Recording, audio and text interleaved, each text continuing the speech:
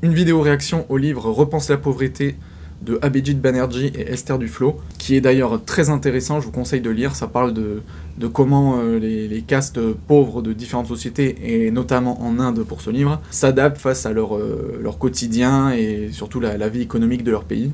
Donc voilà, c'est très intéressant, mais j'aimerais néanmoins revenir sur quelques points. Alors, quand nous avons souhaité savoir ce qu'il ferait s'il avait encore plus d'argent, il déclara qu'il achèterait une nourriture plus savoureuse. Nous commencions à nous sentir vraiment mal, mais nous avons soudain remarqué dans la pièce où nous tenions une télévision, une antenne parabolique et un lecteur de DVD.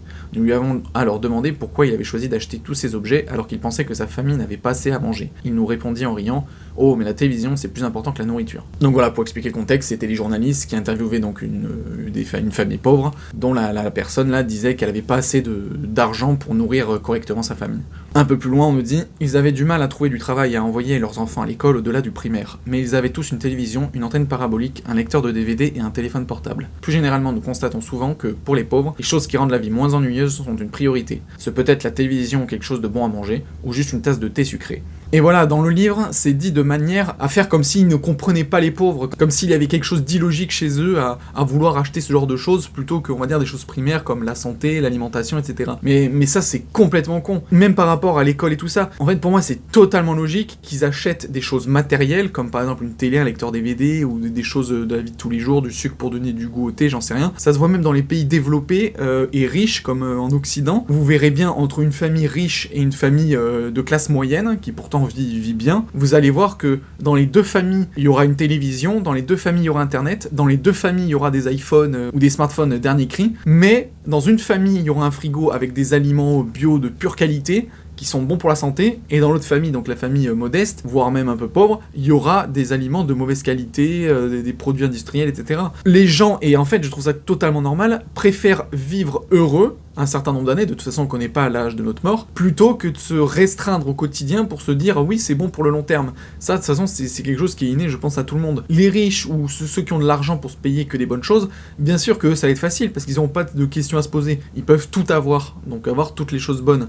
Mais quelqu'un qui va devoir faire un choix, quasiment impossible que vous trouviez une famille qui va acheter que du bio, des bons légumes, des trucs super nickel, et qui auront pas de téléphone, pas de télé, pas d'ordinateur. C'est parce que les gens, ils ont besoin d'être déjà intégrés à la société, donc d'avoir un peu ce que tout le monde a. Vous allez vous sentir plus malheureux si vous avez pas de téléphone et pas d'internet et pas d'ordinateur, plutôt que si vous avez toutes ces choses-là et peut-être des choses un peu moins bonnes à manger. Mais parce que de toute façon, on le ressent moins. Donc c'est pour ça que là, en analysant vraiment les très pauvres d'Inde, enfin, je suis désolé, mais c'est pas choquant de savoir qu'une famille pauvre préfère mettre de l'argent dans un DVD plutôt que de l'argent dans l'éducation de leurs enfants. Parce que c'est comme ça, c'est... Si vous mettez tout votre argent dans l'éducation d'un enfant, c'est même pas probable qu'il y ait un retour sur investissement, c'est-à-dire que l'enfant va, surtout dans un pays pauvre, va peut-être mourir, ou alors il va pas réussir ses études, et donc au final ils ont même pas eu d'argent pour leur confort, entre guillemets, précaire à eux. Alors que s'ils ont déjà leur truc, c'est leur vie à eux, ils ont des petites choses matérielles, et par contre, comme ils ont pas assez d'argent, ils peuvent pas avoir intégré la haute société. Mais enfin voilà, je comprends pas pourquoi ces journalistes-là, ils ont l'air d'être surpris de découvrir le monde avec les pauvres de certains pays. Un peu plus loin, on nous dit « Les fêtes jouent le même rôle. Lorsqu'il n'y a ni télévision ni radio, on comprend que les pauvres cherchent souvent à se distraire par des réjouissances familiales, des cérémonies religieuses ou un mariage de filles. Les données dont nous disposons concernant 18 pays différents montrent nettement que moins les plus pauvres ont de chances d'avoir une télévision ou une radio, plus ils dépensent pour les fêtes. Par exemple, dans le district d'Udaipur en Inde, où presque personne n'a de télévision, 14% du budget des plus pauvres est consacré aux fêtes, tant laïques que religieuses. En comparaison au Nicaragua, où 58% des foyers ruraux pauvres ont une radio et 11% une télévision, très peu de foyers dépensent quoi que ce soit pour des fêtes. Le monde des pauvres nous apparaît souvent comme une série d'occasions manquées. Nous nous demandons pourquoi ils ne renoncent pas temporairement à des dépenses comme celle-ci au profit d'investissements qui amélioreraient vraiment leur vie. Les pauvres, eux, pourraient bien être plus sceptiques que nous quant à ces prétendues occasions et quant à la possibilité de changer radicalement leur vie. Souvent, ils agissent comme s'ils pensaient que tout changement assez significatif pour justifier des sacrifices prendrait simplement trop de temps. Cela pourrait expliquer pourquoi ils se focalisent sur l'ici et maintenant et semblent d'abord préoccupés de vivre leur vie de façon aussi agréable que possible et de faire la fête quand l'occasion se présente.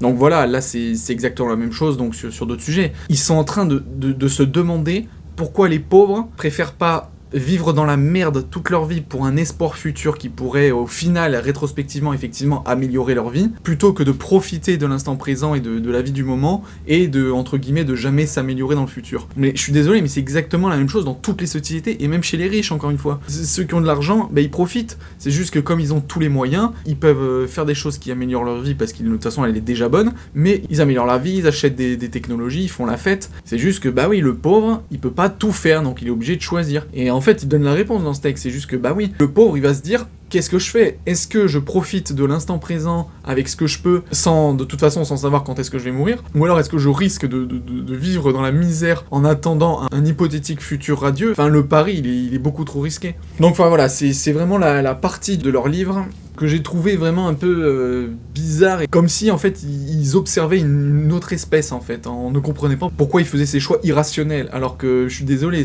pour moi c'est même rationnel de faire ces choix, c'est plutôt de miser sur un présent agréable plutôt que de miser sur un futur incertain. Et en fin de compte, c'est ce que même les riches font, c'est juste que comme ils ont les moyens d'avoir aussi tout le backup, eh ben, ils s'en rendent pas compte. Mais en général, tous les humains font ça.